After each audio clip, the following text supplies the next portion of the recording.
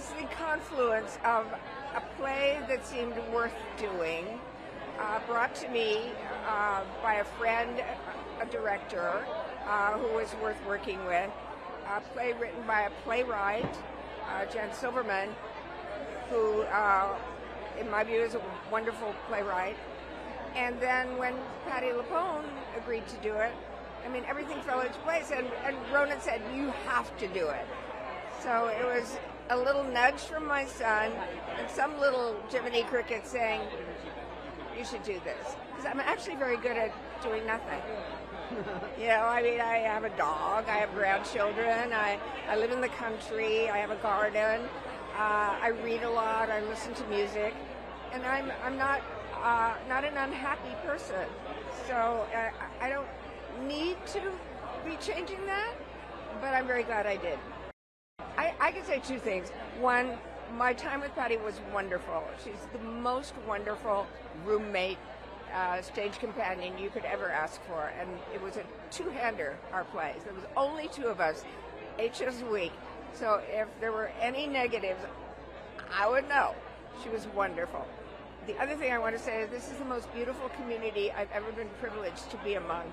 And the fact that people of this magnitude of talent have been so welcoming to me has meant more than I can say.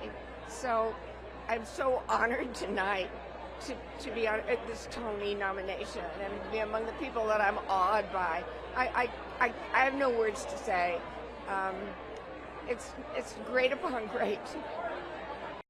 Nicole, who I think she's giving us a performance for the ages. I think it's an exceptional performance, and really, it's really an understanding that she has such a connection to Norma Desmond's journey.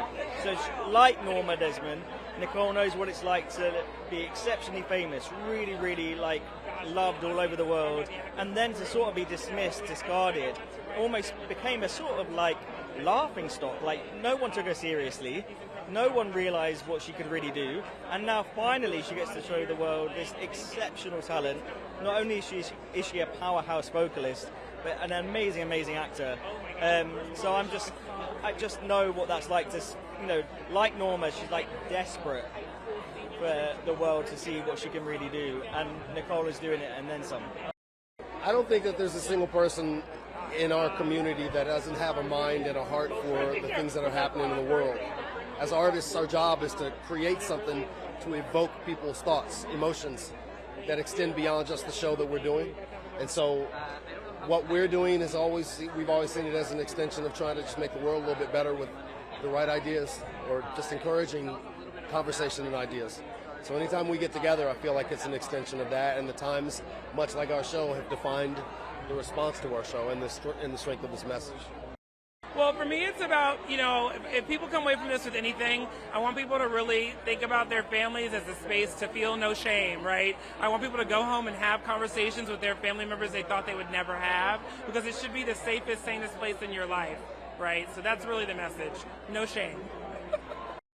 Well, I mean, as equity president, I'm proud of every person on that stage and behind the stage, every stage manager, all the ensemble, everybody. So that to me is just an honor to be representing them.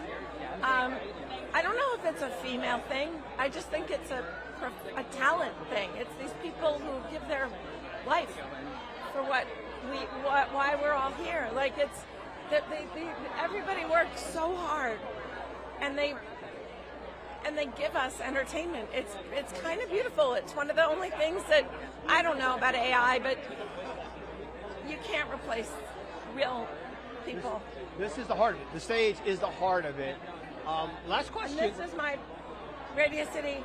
So when they redid Radio City and they sold the curtains, they made these bags. And my husband gave me one of these bags. Do you have any plans to ever come back to the stage? If I'm asked, I haven't been asked yet. Right. They asked me. Good enough. I'll come back. So we'll probably flip-flop Brooke and Andrew. So, yeah.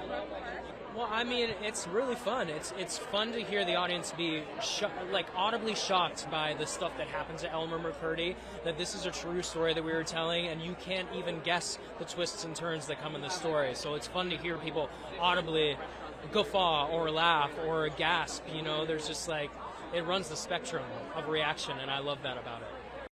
I think the volume of emotion that I feel today, both in my profound appreciation for being here and also the reality of the world that we're living in, just reminds me that artists and imaginations and thinking about a world that is different than the one that we're living in is one of the most important things that we can do right now to alleviate suffering, to alleviate pain, and to bring joy into people's lives.